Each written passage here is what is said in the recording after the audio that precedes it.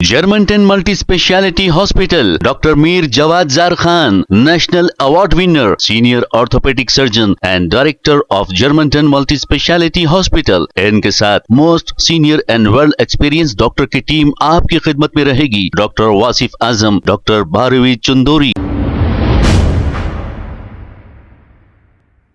अस्सलाम वालेकुम नाजरीन, 7H न्यूज सच को रखे आपके आगे। नाजरीन, जरा इस महाशय को देखिए, एक पुलिस ऑफिसर है, इसके बावजूद ये बगैर हेलमेट जा रहे हैं।